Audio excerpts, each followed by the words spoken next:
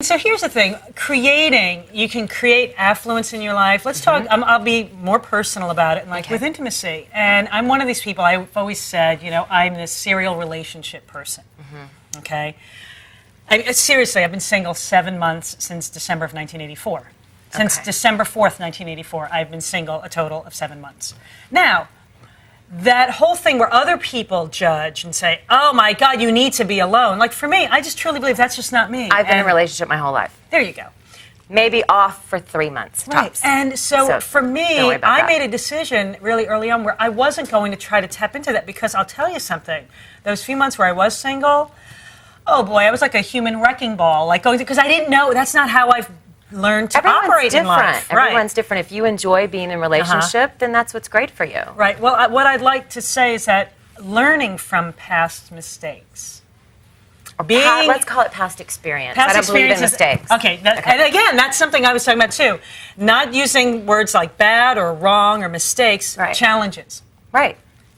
Coming from challenges, and blessed, they make us better. Right. So they're my blessings. I love when people say, when they're like accepting awards and they're like, I'm so blessed, and there's always some like real angry person watching and they're just so angry. And why is it that people, but seriously, why is it that people, I'm sure you find this in your profession, kind of pull away from you when you use certain words like that, whether it's blessed. Now, do you think that's like a spiritual, is that something that we're putting out into the world?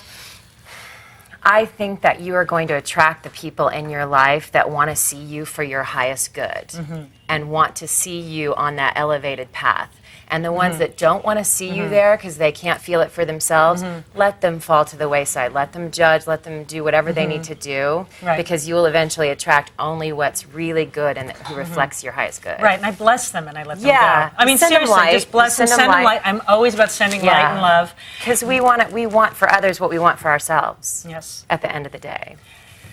Even if we don't think it in the moment, if we're thinking we're being a little bit angry. You can have your anger. I'm not a Pollyanna, cover up all your stuff. I think your anger and all of that is what makes us whole. No, sure. Well, I've been driven. I mean, that's something, too. I was very driven by certain anger and issues that I had as a young child. Probably brought you here. Totally. And it's what gave me, I got into sports, and that's why I like the whole tying it up into fitness, because when I chose sports and what sport I was going to do, it was something that I loved, and I put everything into it. So as a spiritual fitness practice, choose something that you're going to do, that makes you feel good. Yes. And we have actually some tips, and I just want to put those 3 tips up that we had put down. So one was, these are basic tips to improve your quality of life. Speak positive about your life, body, and situation to everyone.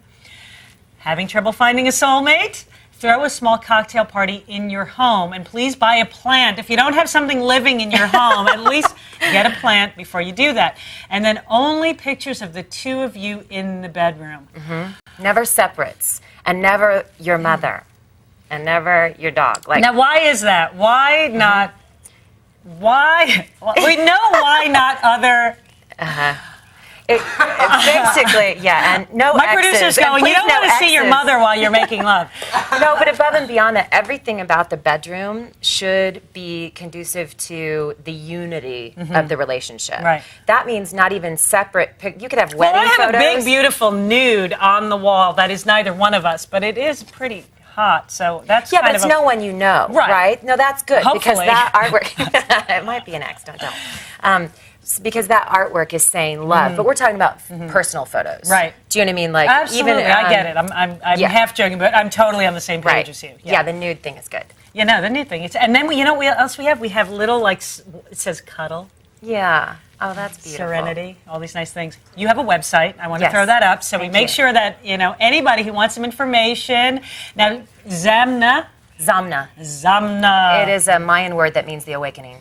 A Mayan word that means awakening. And that's my niece's name, Maya. So Zamna. Oh, that's beautiful.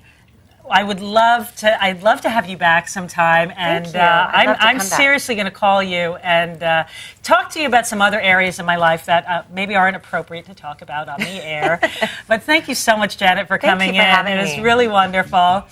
Find out where Scott is, and have a wonderful holiday. Thank you so much. Give me a I really hug. appreciate You're just it. wonderful. Putting out all those good vibes into the atmosphere, into the universe. Absolutely.